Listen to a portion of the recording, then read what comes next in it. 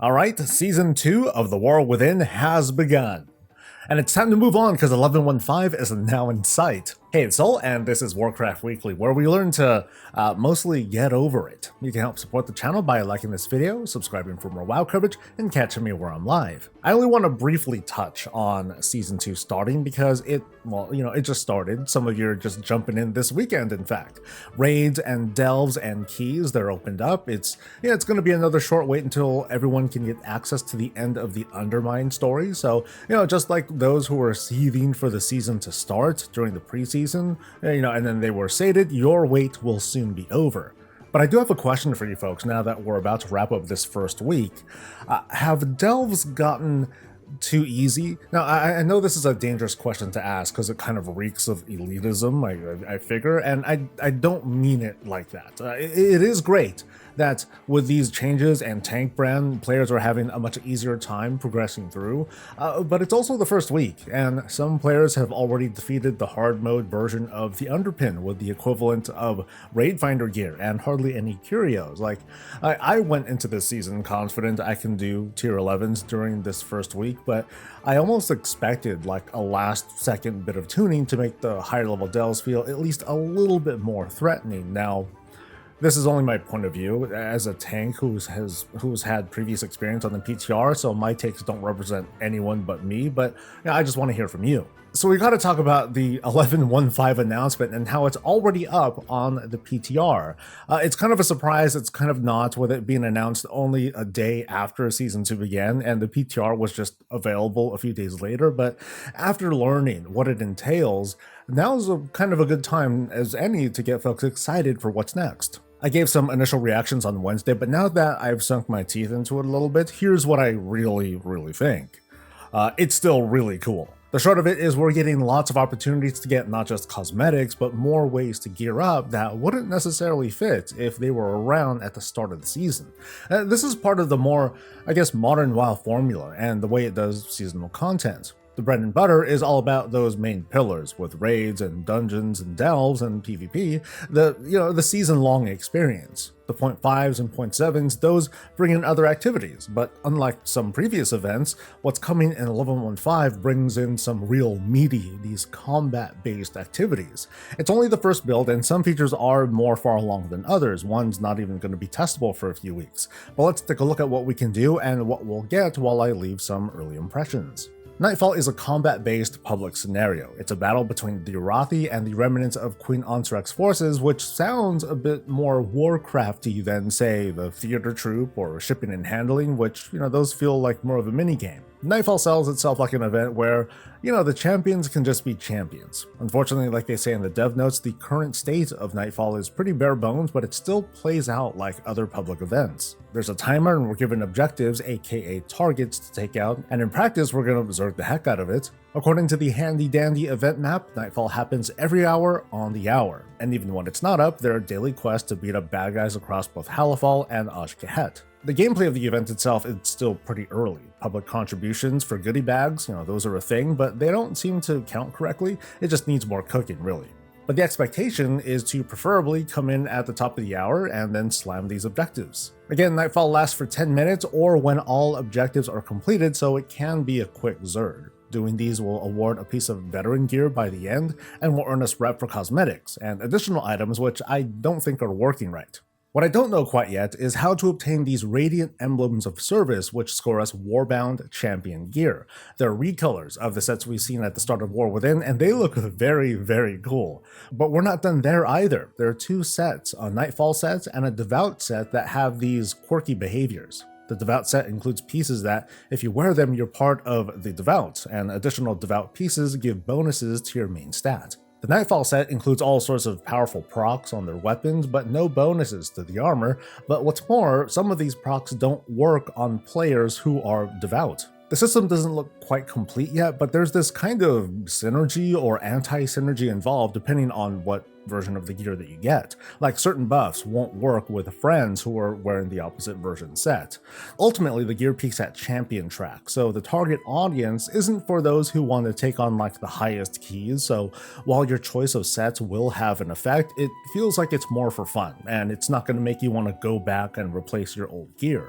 If anything, this kind of feels like a standalone experience one can participate in and feel like they're getting a full experience, at least every hour or via daily quest, but you know what I mean. What I like though is that the vibe isn't too quirky or gimmicky. I think of things like time rifts and the research thing in Zarelek Caverns and making soup and picking up garbage and so on and so forth. And in Nightfall, it's just a brawl between you and whoever's there and fellow NPCs versus a bunch of monsters. Yeah, it's a good old MMO combat. I think of my player behavior, and while I'm going to take my main to just annihilate everything real quick, this introduces the thought of having a dedicated character maybe strictly for just this sort of content who lives in this lower item level band of champion gear, and they're just doing Nightfall content.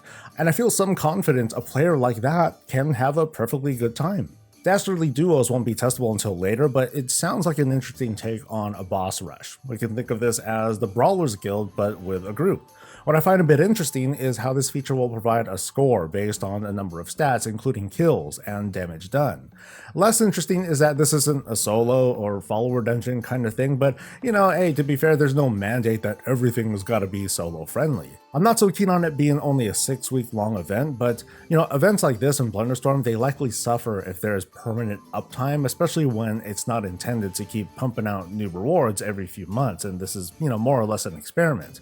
I'm very excited to see the bosses and the gameplay though. I'm sure we're not going to see like two bosses just bring together and cleave down, but more like overlapping mechanics that we have to deal with simultaneously. As interesting as the gameplay might be though, a lot of attention is going to be directed towards the rewards thanks to this limited time. And what I find odd is more encounters are being added each week. It's supposed to start at 4 and then goes all the way up to 10. Without knowing all the information, it's kind of hard to judge. I just find it weird that the final encounter might only be available for like 1 or 2 weeks. So that doesn't really sit well from a design philosophy standpoint, but what do you think? And of course, I must talk about the return of Horrific Visions, which, I'm very excited for. Folks who've been watching me for a long time remember my series on Horrific Visions for normal people, so of course I've got to cover this extensively. Fortunately, as kind of rehashed content, the gameplay is basically intact, so what I'm going to do is describe this new version of Horrific Visions in a way both veterans and newer players will understand, because there are some important changes to point out. To get started, we just head south of the Coreway of Dorngal to talk with some of our bronze dragon buddies. Going back to Horrific Visions does have a story behind it. It's a loose connection, but it works for me. Anyway, the intro's quick, and we'll be coming here to teleport to the Vision staging area.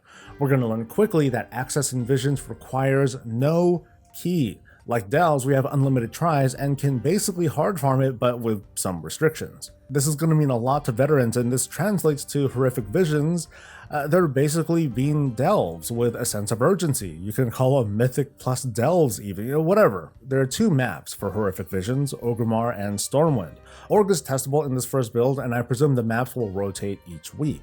The objective is to defeat Thrall in the main building, but to also farm up as much currency as you can. While in Division, you have a sanity bar that drains over time, but it also drains as you're hit with the void abilities that come from certain mobs, lieutenants, environments, and the bosses, including Thrall. If you're killed or your sanity runs out, it's considered a fail, and you're kicked out of the Vision mostly empty-handed. While defeating Thrall officially ends the Vision, you get better and better rewards for killing everything you can, and areas are notably separated here on the map. Of course, the deeper you go, the rewards get better and the more difficult mobs get. You're afflicted with these void affixes that threaten to drain your sanity and make you jump around like an idiot and otherwise get you killed. These mechanics start to overlap, and even in the early stages, you won't be able to progress very far at all, but that's by design. Horrific Visions have roguelite elements, which means with each successful visit you get currency and gear, so the overall strat isn't simply to get as far as you can before you're kicked out, but to create for yourself successful runs based on how well you think you're going to do.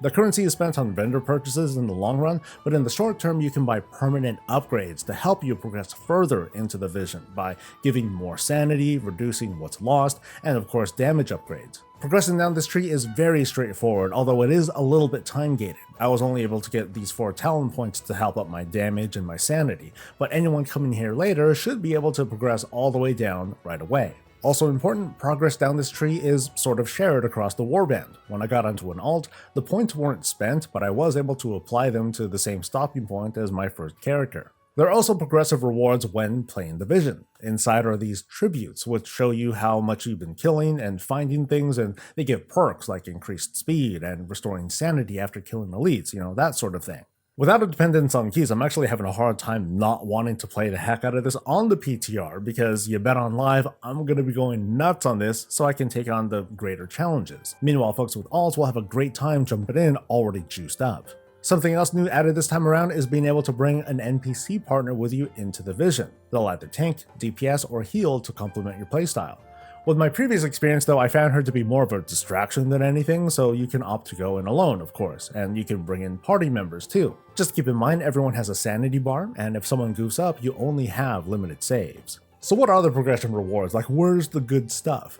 Rewards are based on how far we progress into the Vision. These start at Veteran track and go all the way up to Hero track gear. Just like the original Visions, you can only get gear rewards once per difficulty per week based on my testing so far. So for example, if I defeat 3 bosses, I'll get a piece of gear off the Veteran track. And if I go right back in and defeat 3 bosses again in the same week, I'll get the reward as if I defeated only 2 bosses. From the looks of it, we're also getting enchants reminiscent of corruptions, including everyone's old favorite, Twilight Devastation. These can be found by defeating certain bosses and visions, and they don't appear to be soulbound.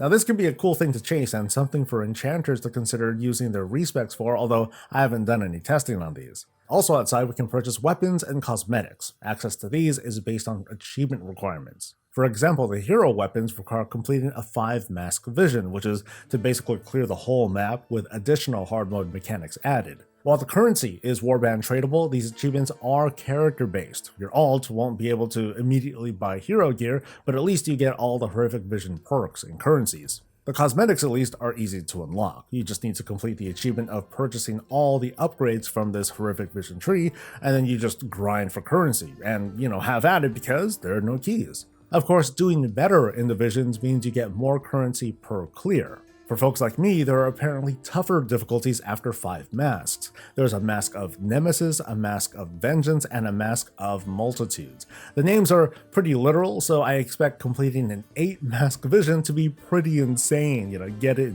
Anyway, in test I copied my main as is, an item level 633 Protection Paladin, and defeated 3 out of the 5 bosses with, very minimal trouble, using the top row of upgrades. Now this tracks since I got veteran gear from the chest, and now I can buy veteran weapons from the vendor, which, hey, that's not bad. I'm sure I'll get much farther with a bit better gear and upgrades, and of course practice as usual, but the gameplay, it feels the same as it did way back when, and I'm looking forward to the additional challenges later.